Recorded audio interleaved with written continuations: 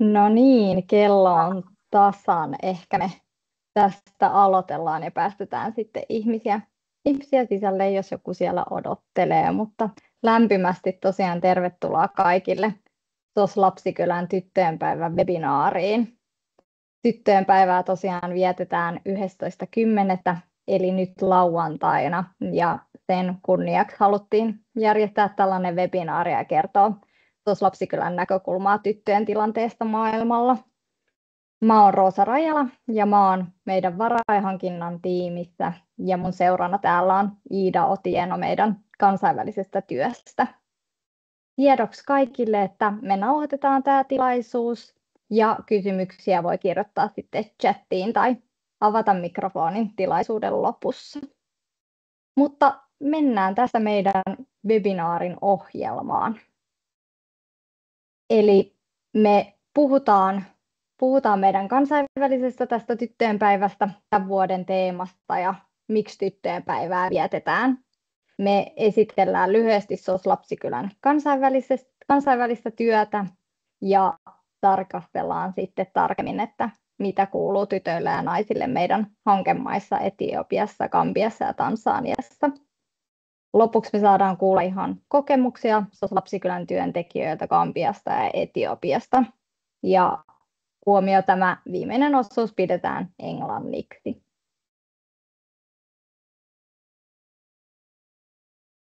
Jes, ja tervetuloa munkin puolesta kaikille. Mun nimi on tosissaan Iida ja niin kuin Rosa tuossa sanoi, niin toimin meidän kansainvälisessä tiimissä kehittämissuunnittelijana. Tämän vuoden kansainvälisen tyttöjen päivän teemana on The Girl I Am, The Change I Lead, Girls on the Frontline of Crisis.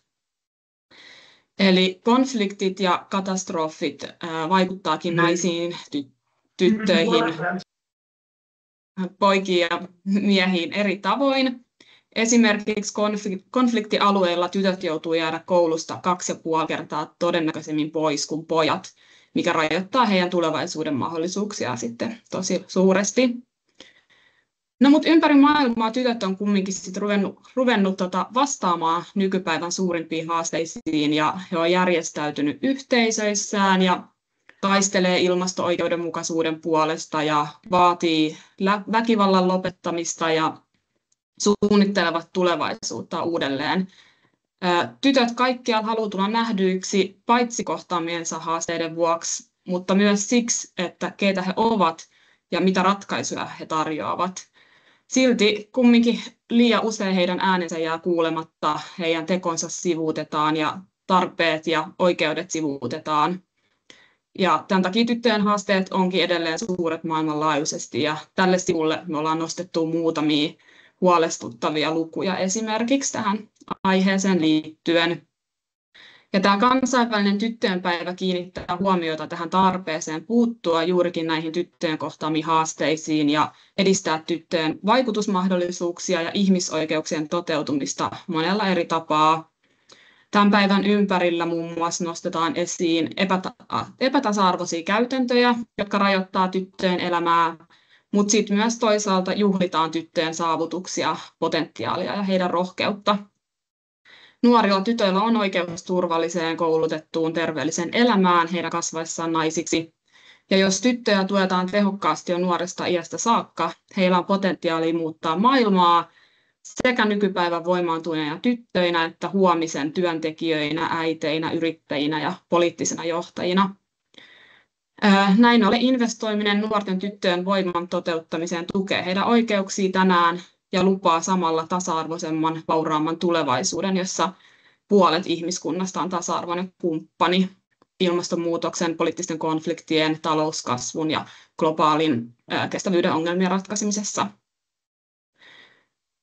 No sitten tämä vuonna 2015 maailmanjohtajien hyväksymä kestävän kehityksen toimintasuunnitelma eli Agenda 2030 ja sen 17 tavoitetta muodostaakin tällaisen suunnitelman, joka on kestävä eikä jätä ketään jälkeen. Ja sukupuolten tasa-arvon ja naisten vaikutusvallan lisääminen on oleellinen osa kaikkia näitä 17 tavoitetta.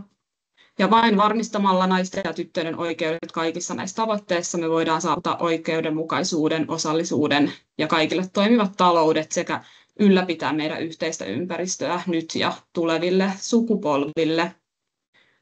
Tämän verran tästä tyttöjen päivän taustatuksesta. No sitten ihan lyhyesti meidän Suomen SOS-Lapsikylän kansainvälisestä työstä.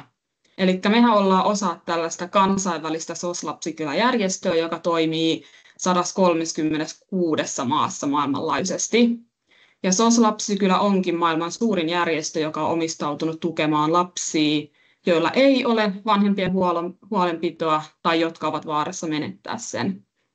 Ja me Suomen SOS-Lapsikylän kansainvälisen työn kautta tuetaan erityisesti tyttöjen oikeuksia ja mahdollisuuksia ympäri maailmaa, esimerkiksi turvaamalla koulutusta, ehkäisemällä haitallisia käytäntöjä, vahvistamalla itsemääräämisoikeutta ja tarjoamalla mahdollisuuksia taloudelliseen ja sosiaaliseen itsenäisyyteen. Ja tärkeää tässä meidän työssä on nimenomaan eriarvoisuuden juurisyyt, eli köyhyyden poistaminen, seksuaali- ja lisääntymisterveys ja oikeudet, koulutus sekä tasa-arvo. Ja kaikella tällä meidän työllä me edistetään näitä kestävän kehityksen tavoitteita ja niiden saavuttamista. Ja tällä hetkellä meillä on toimintaa Tansaniassa, Etiopiassa, Gambiassa ja Intiassa, ja puhutaan näistä tarkemmin ihan kohta. Yes, ja sitten vielä lyhyesti vähän lukuja meidän kansainvälisen SOS-Lapsikylä-järjestöstä maailmassa. Kuten Iida jo tuossa mainitsi, niin SOS-Lapsikylän toimintaa on 136 maassa ympäri maailmaa. Tässä kartalla oikealla näkyy, että missä kaikkialla me toimitaan ja autetaan lapsia ja perheitä. SOS-Lapsikylähän on perustettu Itävallassa vuonna 1949 ja täällä Suomessa toiminta käynnistyi sitten vuonna 1962. Eli me ollaan toimittu täällä Suomessa jo 63 vuotta. Suomen SOS-Lapsikylän lapsisponssitoiminnan kautta me tuetaan tuhansia lapsia yhteensä 101 maassa. Ja meillä on näitä lapsikyliä 341 lapsikylässä eri puolella maailmaa. Me tuetaan tämän meidän kansainvälisen SOS-Lapsikylä-järjestön humanitaarisen avun ohjelmia siellä, missä tarve on suurin. Me ollaan esimerkiksi Ukrainassa, Sudanissa ja Gazassa. Ja jos meidän työn tukeminen kiinnostaa, niin on mahdollista ryhtyä meidän säännölliseksi tukijaksi lapsisponssiksi tai tekemällä ihan kertalahjoituksen meidän kansainväliseen työhön. Yes, kiitos Roosa. No, katsotaan seuraavaksi vähän tarkemmin sitten, että mitä tytöille ja naisille kuuluu Etiopiassa, Gambiassa ja Tansaniassa. Ja näissä mä käytän sitten esimerkkinä meidän käynnissä olevien hankkeiden ja edellisten hankkeiden vaikutuksia. Jos katsotaan eka vähän tarkemmin Etiopiaa, niin Etiopian SOS-Lapsikylä on toiminut jo vuodesta 1974 lähtien. Ja tänään heillä on 8 toimipistettä hyvinkin hauraissa konteksteissa, ja nämä toimipisteet näkyy tässä kartalla. Heidän toimintaan kuuluu lapsikyliä, perheiden tukemisen ohjelmia ja järjestön ylläpitämiä kouluja ja terveyskeskuksia muun muassa. Lisäksi SOS-Lapsikylä Etiopia toteuttaa hätäapuohjelmia humanitaarisen tilanteen helpottamiseksi. Ja me sitten täällä Suomen SOS-Lapsikylällä ollaan tehty Etiopian kanssa tiivistä yhteistyötä vuodesta 2019 alkaen ulkoministeriön ja meidän kansainvälisen työn tukijoiden avulla. Ja Etiopiasta vähän. Etiopiahan sijaitsee Afrikan sarvessa ja on yksi maailman hauraimmista maista. Tyttöjen elämä siellä on monilla tavoin haastavaa ja esteet liittyy sekä köyhyyteen että vahvoihin perinteisiin käytäntöihin. Ja viimeaikaisesta edistyksestä huolimatta naisia ja tyttöihin kohdistuva väkivalta on edelleenkin valtava yhteiskunnallinen ongelma. Arviolta 60% naisista kokee väkivaltaa elämänsä aikana ja jopa 65% naisista ja tytöistä on joutunut sukupuolielinten silpomisen kohteeksi, vaikka tämä on laissa kylläkin siellä kiellettyä. Ja tämä väkivalta ja sen uhka heikentää terveyttä, toimeentulon mahdollisuuksia ja estää yhteiskunnallista osallistumista niin ikään.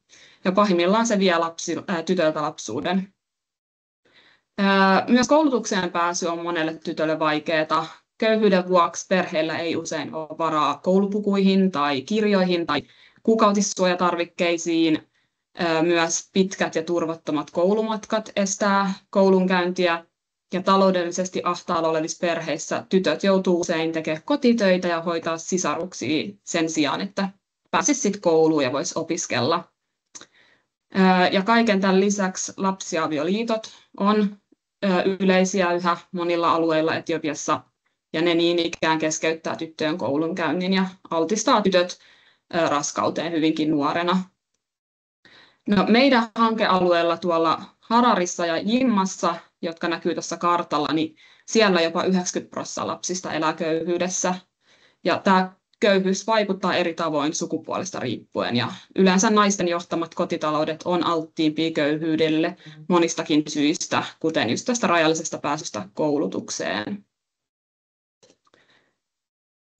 Ja tosiaan meillä on Etiopiassa tällä hetkellä 2 hanketta käynnissä, mutta tähän sivuun ollaan nyt nostettu muutamia esimerkkejä meidän työn vaikutuksesta, ja nämä perustuu meidän aikaisempaan hankkeeseen, eikä näitä käynnissä olevien hankkeiden vaikutuksia ole tähän vielä nostettu ihan huomiona.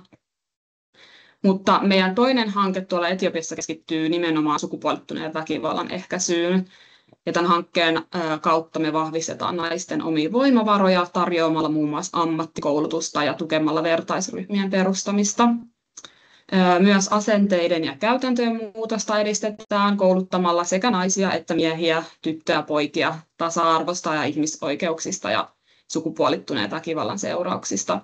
Ja keskeinen osa tätä hanketta on myös parantaa naisten ja tyttöjen pääsyä seksuaali- ja lisääntymisterveyspalveluihin ja niin ikään myös vahvistaa paikallisviranomaisten resursseja ja osaamista, jotta he voivat tarjota näitä laadukkaita palveluita naisille ja tytöille.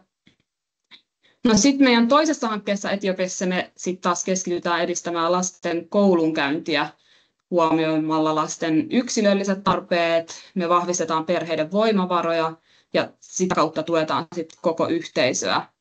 Ja koulutus, terveys, ravitsemus, lasten oikeudet ja vanhemmuuden tukeminen muodostaa tässä sen keskeisen kokonaisuuden. Me myös tarjotaan haavoittuvassa asemassa oleville lapsille koulutarvikkeita ja ruokaa, rakennetaan yhteisiä vesipisteitä, jotka hyödyttää koko yhteisöä. Ja erityisesti tyttöjen koulunkäyntiin me tuetaan hygieniatarvikkeilla ja vammaisille lapsille tarjotaan heidän tarpeisiin soveltuvia oppimisvälineitä ja parannetaan koulujen infrastruktuuria edistämällä esteettömyyttä. Ja myös perheiden toimeentulomahdollisuuksia pyritään moninaistamaan vahvistamalla ja tarjoamalla ammattikoulutusta. Ja tämä myös tukee sitä kestävää elämänhallintaa.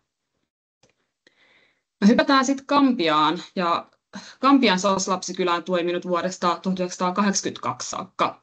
Ja heillä on 2 toimipistettä, jotka näkyy tässä kartalla. Ja heillä on myös lapsikyliä ja kouluja ja terveyskeskuksia ja ammatillinen koulutuskeskus siellä. Ja me täällä Suomen SOS-Lapsikylällä ollaan tehty yhteistyötä Gambian kanssa vuodesta 2017. Ja Gambiahan on pieni valtio tuolla Länsi-Afrikassa. Siellä asuu about 2,7 miljoonaa ihmistä, mutta se on tosi tiheästi asuttu ja väestö on hyvinkin nuorta. Siellä on yli 40% alle 15-vuotiaita, mutta sitten kumminkin työttömyys on tosi korkeata, mikä on johtanut muun muassa tähän suureen muuttoliikkeeseen ja väestöstä arviota 7% elääkin ulkomailla. Ja niin ikään Gambiassa monien tyttöjen elämä on aika vaikeaa. Siellä on varhaiset avioliitot ja perinteiset sukupuoliroolit estämässä heitä saamasta koulutusta ja parempia työmahdollisuuksia. Ja suuri osa naisista työskentelee epävirallisella sektorilla ja on aliedustettuina päätöksenteosta ja johtotehtävistä. Gambiassa on myös tuo sukupuolielinten silpominen kielletty laissa, mutta siellä on tätä kieltoa yritetty kaataa viime vuonna, eli 2024. Eli tämä käytäntö on hyvinkin yleinen, ja puolet alle 15-vuotiaista tytöistä on joutunut sukuelinten silpomisen kohteeksi. Yhtä lailla lapsiavioliitot on lailla kiellettyjä, mutta silti arviolta 23% tytöistä päästyy naimisiin ennen 18-vuotis syntymäpäiväänsä. Ja me toimitaan tuolla Bassessa, mikä näkyy tuossa kartalla, ja siellä lapsiavioliitot on erittäin yleisiä, sillä siellä jopa 47% tytöistä joutuu naimisiin alaikäisenä. Yes. No tässä sivulla niin ikään ollaan nostettu muutamia esimerkkejä meidän työn vaikutuksesta, ja nämä myös perustuu meidän aikaisempaan hankkeeseen. Meillä on siellä nyt käynnissä yksi hanke vuosilla 25–27, ja sen tavoitteena on parantaa kaikkein haavoittuvimmissa asemassa olevien naisten ja nuorten, erityisesti tyttöjen oikeuksia tasa-arvon ja kestävän toimeentulon saavuttamiseksi. Ja yksi tavoite tässä hankkeessa on vahvistaa nimenomaan naisten ja tyttöjen tuntemusta omista oikeuksista ja naisia syrjivistä käytänteistä. Ja tämä me sitten saavutetaan tarjoamalla pääsy laadukkaisiin seksuaali- ja lisääntymisterveyspalveluihin, kouluttamalla yhdenvertaisuudesta, ihmisoikeuksista ja lasten oikeuksista. Ja tarjotaan ammattikoulutusta myös tytöille ja naisille. Ja nyt syksyllä meillä aloittaakin 150 uutta opiskelijaa meidän hankkeen tuella ammattikoulutuksen. Yes. Kurkataan sitten vielä vähän Tansaniaa. Tansanian SOS-Lapsikylä on toiminut vuodesta 1987. Ja tällä hetkellä siellä toimii 7 toimipistettä eri puolella maata, ja ne myös on tuohon kartalle merkattu. Ja me täällä Suomen SOS-Lapsikylällä ollaan tehty Tansanian kanssa yhteistyötä vuodesta 2017 tuolla Mufindin alueella, mikä tuossa kartassa näkyy, ja nimenomaan Iringassa siellä. Mutta tosiaan Tansania sijaitsee Itä-Afrikassa, ja se on mantereen yksi nopeimmin kasvavista talouksista, mutta tämä taloudellinen kasvu ei kumminkaan ole ratkaissut niitä suurimpia haasteita, mitä siellä sitten on, eli köyhyys ja työttömyys ja naisten ja tyttöjen oikeuksien toteutuminen on edelleen vakavia kysymyksiä, ja koulutuksen saatavuudessa on puutteita. Esimerkkinä tuosta slaidilta nostan, että joka 3. tyttö joutuu yhä naimisiin ennen 18-vuotis syntymäpäiväänsä. Tansaniassa on kumminkin otettu tärkeitä edistysaskelia. Esimerkiksi vuonna 2021 siellä kumottiin tällainen lainsäädäntö, joka esti raskaaksi tulleita tyttöjä palaamasta kouluun. Ja tämä oli merkittävä voitto lasten oikeuksille, mutta valitettavasti käytännön toteutus on osoittautunut vaikeaksi. Ja siellä moni tyttö edelleen joutuu fyysisen, emotionaalisen ja seksuaalisen väkivallan kohteeksi, ja heidän koulunkäyntinsä keskeytyy näiden teiniraskauksien vuoksi. Ja tuolla meidän hankealueella Iringassa niin tämä tilanne on aika huolestuttava, että siellä 15–19-vuotiaista tytöistä jopa 20% on jo synnyttänyt, ja tämä yleensä keskeyttää nimenomaan heidän koulutuksen ja vähentää merkittävästi heidän mahdollisuuksia parempaan tulevaisuuteen. Tässä myös muutamia esimerkkejä meidän työn vaikutuksista, ja perustuu tosiaan aikaisempaan hankkeeseen. Mutta tällä hetkellä meillä on siellä yksi hanke käynnissä, jonka tarkoituksena on parantaa heikommassa asemassa olevien tyttöjen, poikien ja nuorten äitien hyvinvointia ja oikeuksia Iringassa. Ja pyritään parantamaan lisääntymisterveydenhuollon saatavuutta ja sen käyttöä nuorten keskuudessa sekä vahvistamaan paikallisia rakenteita sukupuolittuneen väkivallan ehkäisemiseksi. Ja me myös pyritään parantamaan näiden nuorten äitien taloudellisia mahdollisuuksia esimerkiksi tarjoamalla yrittäjyyskoulutusta. Ja otetaan myös huomioon vammaisten nuorten tyttöjen ja äitien seksuaali- ja lisääntymisterveysoikeuksien vahvistaminen ja näiden palveluiden piiriin pääseminen. Tästä Tansaniasta voisin jakaa yhden tarinan meidän edellisen hankkeeseen osallistuneesta nuoresta äidistä Sarafinasta, joka esiintyy tässä kuvassa tässä slaidilla. Ja Sarafina tuli 17-vuotiaan raskaaksi ja joutui sitten lopettamaan koulunkäynnin kesken siihen. Ja hän olisi just ollut valmistumassa yläasteelta. Ja tämä laki, joka oli aikaisemmin voimassa, vaikka se oli kumottu silloin vuonna 2021, niin se käytännössä toimi. Ja Sarafinan tapauksessa se oli sitten tämän yläasteen koululautakunta, joka kielsi hänen koulupolkunsa jatkumisen. Mutta sitten meidän hankkeen kautta Sarafina sai sitten tukea vanhemmuuteen. Hän sai yrittäjyyskoulutusta sekä pienen starttirahan yritystoiminnan aloittamiseen. Ja tällä hetkellä Sarafinalla on oma kosmetiikkaliike. Hän viljelee maissia. Ja tämän lisäksi hän parhaillaan rakennuttaa uutta toimitilaa, johon hän aikoo sitten avata kuivatarvikekaupan ja tätä kautta työllistää toisen nuoren, jolle ei ole toimeentuloa. Eli vaikka Sarafinan koulupolku katkeskin vähän liian aikaisin, niin tänään hän kumminkin pystyy elättämään itsensä ja lapsensa omalla yritystoiminnallaan. Mutta tämä tämmöinen nopea alustus meidän työhön ja vähän tyttöjen oikeuksien asemaan maailmalla. Mä haluaisin seuraavaksi kutsua meidän puhujavieraat paikalle, ja tässä kohtaa me vaihtaa kieli englanniksi. Mutta jos teillä on mitään kysymyksiä, kommentteja, niin laittakaa ihmeessä tuonne chattiin suomeksi tai englanniksi, niin katsotaan sitten lopuksi niitä ja lopuksi on toki mahdollisuus avata myös mikkiä ja esittää kysymyksiä suoraan näille meidän puhujavieraille. Fatu and Serkalem, I hope you can hear me and you're on the line. Yes, I can hear you, Ida. How are you? Good, thank you. Hello, Ida. How are you? Hi, Fatu. I'm very good, thank you. So happy that you're here online with us today. Let me just quickly introduce our speakers for the audience. Fatu from SOS Children Village Gambia is a project management professional with over 15 years of experience leading different kind of projects across various sectors like childcare and gender education. And currently she's heading program development at SOS Children Village in Gambia.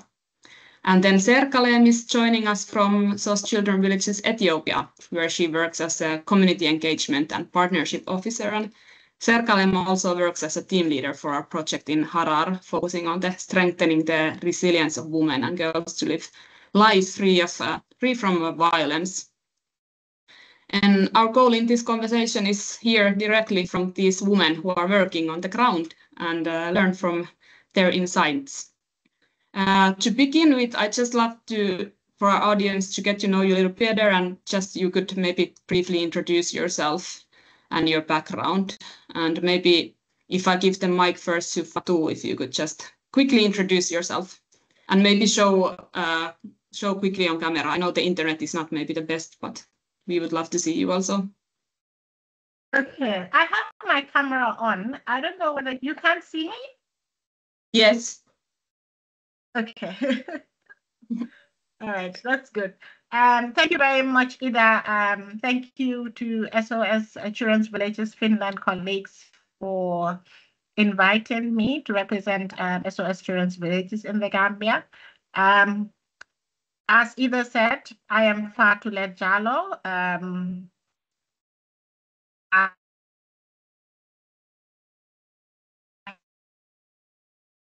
Sorry, Fatu, you're breaking. Experience working in diverse areas. Okay, the network here is very, very unstable. I'm sorry. Can you hear me? Yes, we hear you now. It's better? Okay. All right. So my role, developing programs in line with our national strategy, but also in line with Care Promise priorities. Specifically ensuring that our projects are really gender transformed. I have a special interest and passion in gender because of my background, really. I started very young to show interest in the work of advocacy for girls and women. I studied business management in school and for my first degree, and my first thesis was on the challenges and opportunities that the women in the Gambia face income generating activities to support them and their children. So drawing up from my early experiences, this really fueled my passion to go more into managing projects that have to do with gender equality and women empowerment, etc. So just link it to our theme today. Few years, like more than 2 decades ago, I was awarded Girl Child of the Year in the Gambia, simply because I was involved in various activities related to access to education for young girls. Yes, at very early, about 2 decades ago. Yes. So this really goes to show my everyday work in activism and advocacy when it relates to gender equality, women's empowerment, but also building the capacity of various stakeholders to be able to lead and manage gender transformative programs. So aside from that, also I do head Child and Youth Safeguarding Unit of the National Association, as well as the monitoring and quality assurance of our programs and projects. Yes. So this is me in a nutshell. I hope it was brief, but thank you very much for having me. Thank you so much for being here. Serkalen, please go ahead. Okay.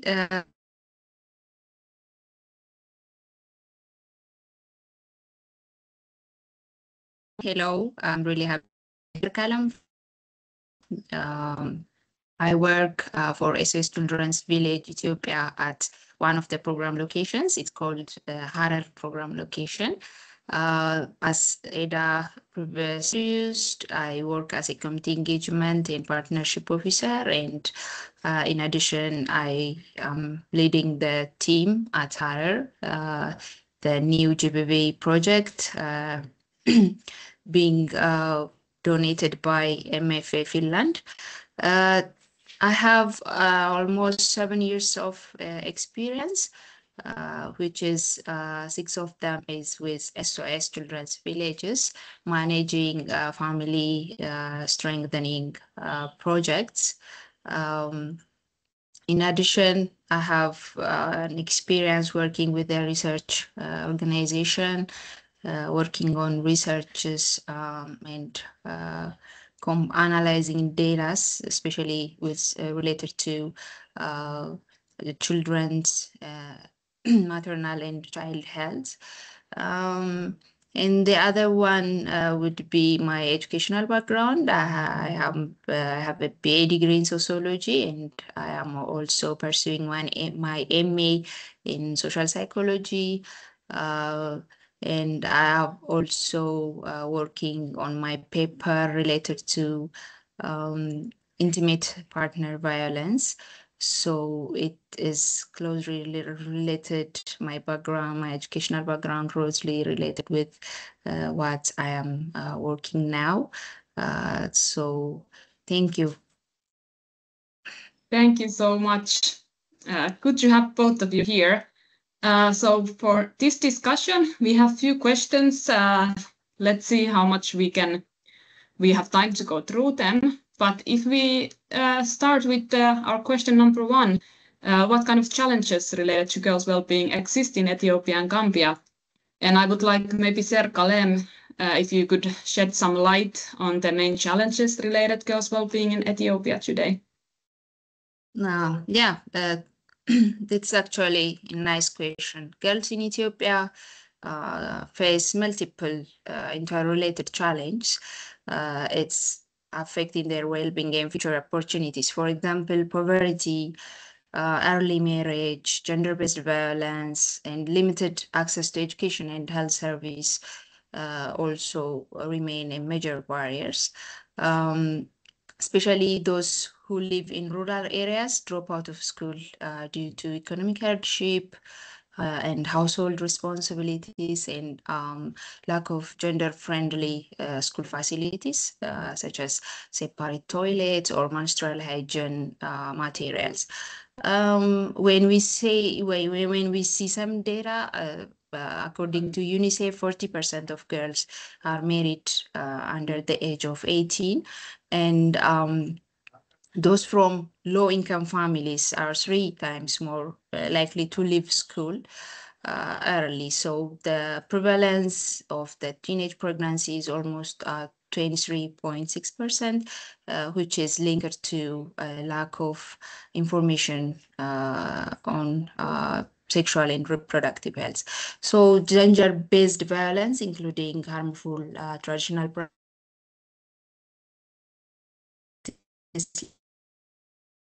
is affecting millions of girls. So these are the major. Thank you so much. Big challenges indeed. Maybe Fatu, the same question for you, but regarding Gambia now. Yes, thank you very much, Ida. In fact, Gambia, some of the issues are very similar to Ethiopia. But for me, what I will start with is the food insecurity, especially affecting young girls living in households where parents are food poor. Recent studies have showed multiple deficiencies when it comes to the consequences of food insecurity in households affected by poverty and making young girls especially at risk. Yes. Again, this is also linked to the fact that young girls have limited access to educational opportunities, with significant disparities between rural Gambia and urban Gambia, whereby it's even more pronounced in rural Gambia. Yes, what we see in the Gambia is basically young girls. There's higher enrollment in the lower grades of schooling years, but as they progress into higher and tertiary education, we see a lot of dropouts of young girls. And this is mainly related to undergoing like harmful or social and traditional practices, especially child marriage and female genital mutilation, gender-based violence, etc. Our recent household survey conducted by the Gambia Bureau of Statistics shows that 46% of girls between the age of 0 to 14 years in the Gambia have undergone female genital mutilation. And the practice is very, very common, despite being banned in the Gambia. Yes. Another issue we have is access to sexual and reproductive health care and services for young girls, which really affects their schooling opportunities, especially when it comes to poor menstrual hygiene, access to basic menstrual products, etc. And it affects their learning hours and learning outcomes as well. The last issue or last challenge I want to highlight is the economic opportunities. Mainly in the Gambia, the peculiarity of poverty is that its prevalence is among women. And this starts very early on in life when young girls are given up in child marriage, and then the fact that most of them will be full-time housewives and they wouldn't have any type of employment. So the highest need population in the Gambia, which is 30%, youths not in employment, education, or training, are young girls that are full-time housewives. And this is really a factor that affects their economic opportunities. So these are basically some of the issues that young girls in the Gambia face on a daily basis that I wanted to highlight. Yeah. Thank you. Thank you. I'm sure there would be so many things we could discuss, yes. But we can move on to our second question of this panel discussion. And Serkalem, in Ethiopia, we know that many girls are forced into child marriages and they drop out of school due to poverty and so on. What kind of measures there is already that help girls to stay in school and continue their education longer? Yeah, as you mentioned, dropping out of school, and there is also the social and cultural norms that favor boys' education over girls. So this all things is limiting their participation in school. But despite this all challenge, positive change are emerging now. The National Girls Education Strategy, which is the 2021 up to 2025, is promoting equal access and retention. And the school feeding program also is supporting over 1.2 million students. It's also improving attendance and concentration. The other one would be civil society organizations like SOS Children's Village Ethiopia, through our family strengthening programs, throughout our 8 program locations in Ethiopia. We are implementing different projects and helping vulnerable children and their families to have a safe access to education. And in addition, in drought-affected areas of Oromia and Somali, our organization is providing food and education and health service to prevent dropout during crisis, which includes educational materials. So throughout these efforts, we are trying to decrease the effect of this school dropout on our girls, but it still needs additional effort, additional support in collaboration with different organizations. Thank you. Thank you. Thanks. A lot of measures, but the issue is wide and needs to be still addressed. Yes. Okay, then let's go to Gambia. As we know, child marriages and female genital mutilation are prohibited by law, but still these practices do continue. And there has been attempts to overturn the law banning FGM. Maybe, Fatu, if you could talk a little bit about that, and also a little bit how the communities and families can be supported to let go of these harmful traditions. Yes, thank you very much.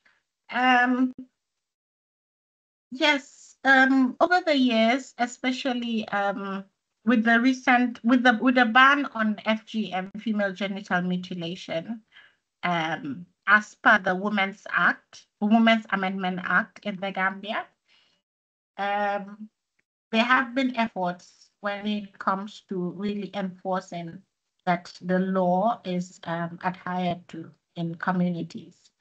But in recent times, especially in the last 2 years, there has been some sort of shift in terms of the being political and religious debates in the Gambia about repealing the FGM ban. Yes, and this in particular has affected the way organizations, especially civil society and activists in the Gambia, try to work with government, but also local authorities and law enforcement to ensure that this repeal of the ban does not happen. Yes. So in August of just 2 months ago, we had a case in the Gambia whereby a 1-month-old was subject to the practice of FGM. And unfortunately, she lost her life, and this was reported immediately to the police by the local health authorities. And in this way, the police acted immediately by taking into custody those involved. Yes, and this really goes to show that the Gambia has come a long way in terms of enforcing laws similar to this, trying to protect the rights of girls, young girls. Yes, a lot more needs to be done, but it has come a long way. And what I would say in terms of the support communities and families can get in terms of supporting the change is really to build their capacities more, but also to ensure that there's enough capacity for law enforcement when it comes to the FGM ban. Yes, there are also other organizations that support women, especially young girls, when it comes to being victims of harmful traditional practices and norms. And we also have the helpline in the Gambia, instituted by the Ministry of Gender, Children and Social Welfare, that is supporting in terms of addressing the harmful cultural practices and norms. Yes. So it's still a problem, but the stakeholders in the child protection system of the Gambia are really working together to ensure that we put an end to it. And also the likes of SOS Children's Villages in the Gambia having projects in terms of building awareness when it comes to harmful traditional practices and norms, but also collaborating with leaders, community leaders, religious figures, opinion leaders, really helps in trying to address everyday challenges that girls and women face in these local communities. Thank you so much. Yeah, especially advocating for the change in the communities is really a key. But let's continue discussing a little bit about female genital mutilation, but we move on to Ethiopia. And in Ethiopia also the practice is widespread, even it is outlawed. And from your perspective, Serkalem, what can be done at the local level to work most effectively towards ending this practice in Ethiopia? Yeah, you are right. It's also prohibited with law, but it's not that much effective. It affects 65% of women in Ethiopia. At the local level, we are working on community dialogues that involve elders, parents, and religious leaders.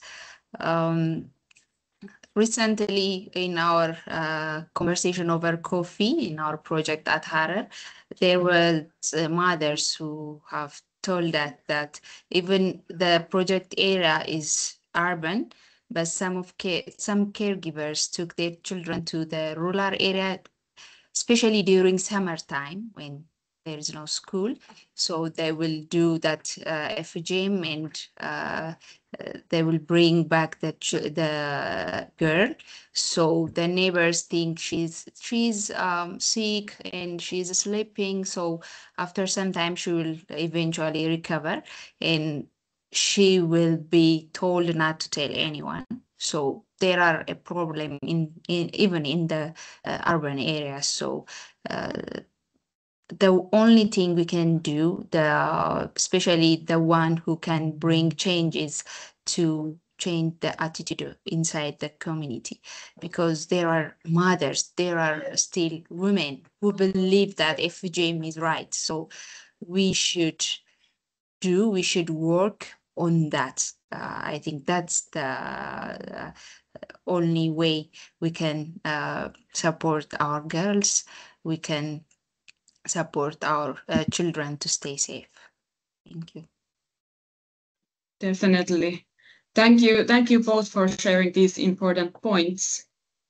But now that we've heard some of the challenges, let's look at this from another angle. Serkalem and Fatu, what kind of concrete changes or positive developments have you seen in the recent years in the situation of girls in your countries?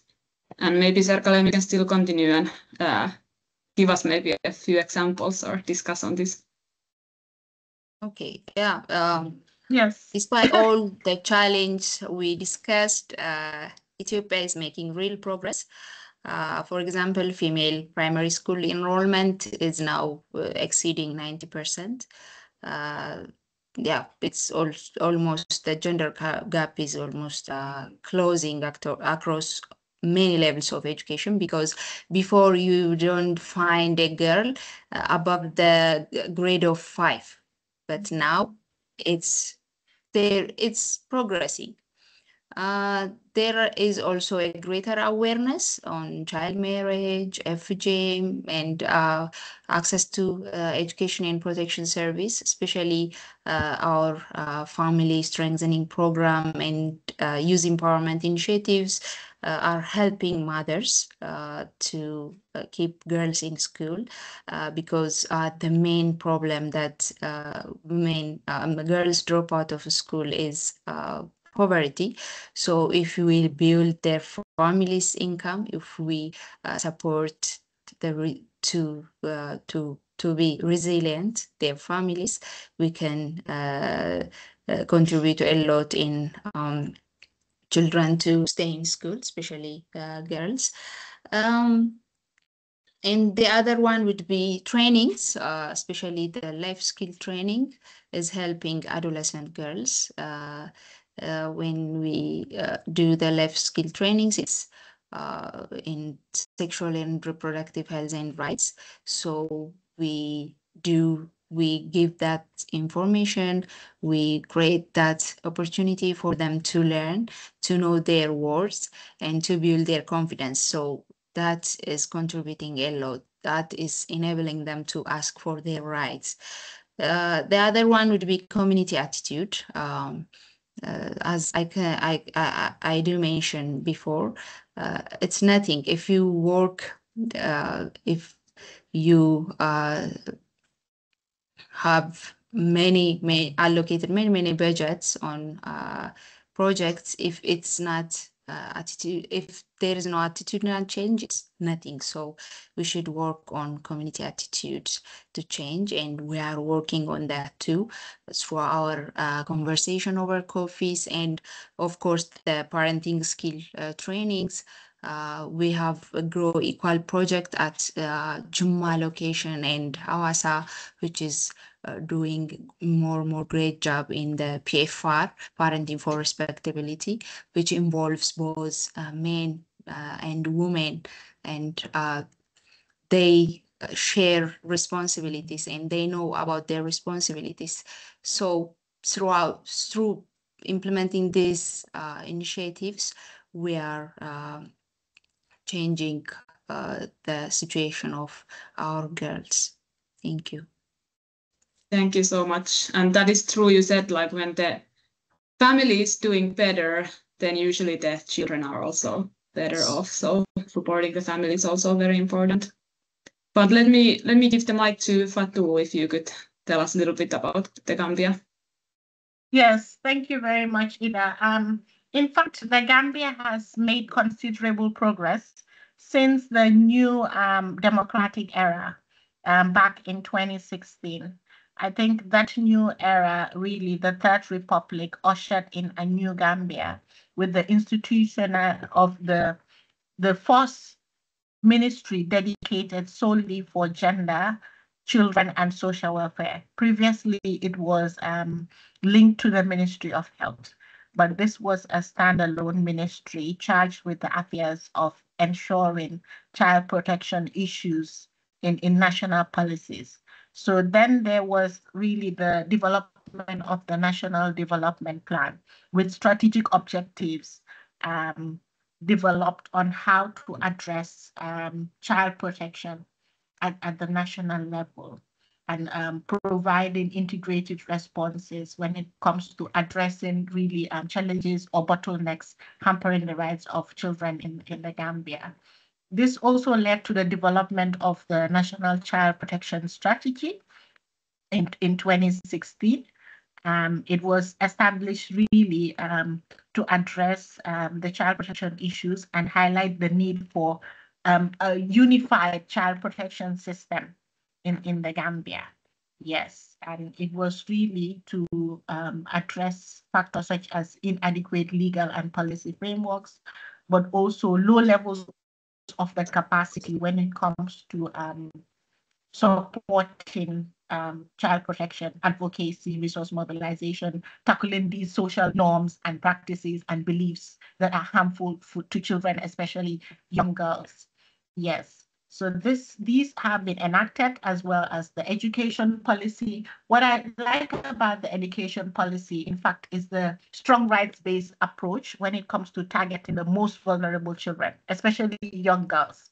So this meant that tailored responses were enacted to provide more access to education for young girls through cash transfers for their families, for example, the school canteens like Ethiopia, in terms of school feeding programs, school transportation, and even there was free education for girls in basic and secondary education in public schools countrywide. Yes, in all regions of the Gambia.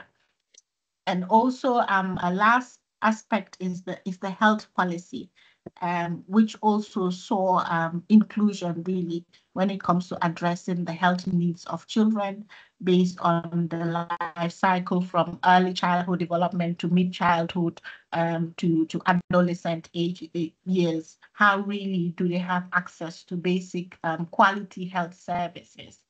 And then we saw really a reduction in infant mortality and also maternal mortality with investment in healthcare. It's also interesting to point out that civil society organizations have been working in partnership, trying to really advocate for the rights of girls, and also the setup of different civil society to address gender-based violence, but also services when it comes to mental health and psychosocial well-being and support for women and young girls. And even more recently, the establishment of CSOs dedicated to promote positive masculinity in the society. And this is something also we at SOS Children's Villages, especially part of our project on gender equality funded by the Ministry of Foreign Affairs of Finland through SOS Children's Villages Finland, is really trying to advocate for the practice of positive masculinity in the local communities of intervention, through positive parenting, through child protection, through active fatherhood, etc. So these are all programs, progress, and improvements that have really been recorded when it comes to really supporting young girls, women, and addressing the major issues and challenges. Yeah. Thank you. A lot of structural changes and good developments. And it was good that you pointed out the positive masculinity, because actually my next question for you both was that in order to make lasting change, we of course need everyone to be involved. It's not just the girls and women who need to fight this fight. So could you share a little bit why is it so important that boys and men also take part in creating change? And maybe Serka-Leen, you can go on. Okay. Yeah, gender equality cannot be achieved by women and girls alone. Boys and men must be part of the change. And if, as you know, many barriers, especially in a developing country like ours, is from early marriage to unequal opportunities, are deeply tied to social norms shaped by men's attitude and decision making. So when fathers support their daughters' education, or male leaders speak out against violence, they inspire broader transformation. And during gender discussion groups or positive parenting sessions, engaging men and boys on a conversation about equality and shared responsibility is resulted in the school retention will be improved, and domestic violence is also decreased, because when we say men and boys, the boys follow their fathers. they reflect their father's attitude. So we work on both of them to improve the women, our women's and our girls' position in the society. So it's not just women's issue; it's a societal transformation. And true equality means men and women working side by side to build families and the communities where everyone can thrive. So they have a lot of contribution on that. That was so greatly put, and completely agree on everything. Maybe Fatu, would you like to add something on that as well? Yes. When it comes to men really or boys taking part in creating change, I think when we talk about sustainable change, the fact that we want it to be sustainable, it needs to be attained through combined efforts. And this includes boys and men as well. In the Gambia, as I mentioned previously, we have now seen an influx of CSO, civil society, but also community-based organizations calling men for equality, advocating for shared social responsibility, but also positive masculinity. Basically, they complement the efforts of organizations like ours, and they really train men in these local communities. They try to establish fathers' clubs in different regions of the country to lead the positive change in their households and communities. What they do is they build capacity of the men, but also give them the opportunity to come up with a mechanism whereby they lead the change, they amplify, they champion gender equality at grassroots level. So for me, this is something that is really promising in the Gambia, and also in the organizations that support women or girls affected by gender-based violence. We have seen a lot of men participating in terms of even stopping online or technology when it comes to exposure to online harassment, abuse, etc. We have seen in the Gambia an organization recently set up just to address online abuse and perpetrators online. And this was also set up by men. Yes. So these are all very promising, and they really make a difference when it comes to sustainable change in terms of gender equality. And I think we need to really strengthen all of these mechanisms in place. Yes. Yes. Definitely. Thank you so much. I can see that we are running out of time, 3 minutes left. It has been an absolute pleasure to have you both here today. And we have a comment on the chat box that thank you for a very eye-opening discussion. I don't know if anyone would like to say any comments or questions. Please feel free to raise your hand or comment on the chat box. But I would just like to thank you both so much. I think we would have so much more to discuss and ask, but 1 hour is not enough for everything. Thank you. Yeah. Thank you. Thank you. If no questions, I'll just say thank you to everyone. Thank you so much for participating, and thank you, Serkalem. Thank you, Fatu, for joining, and it has been a pleasure. Thank you. Bye-bye. Thank you. Bye-bye. Thank you. Thank you. Bye-bye. Bye-bye.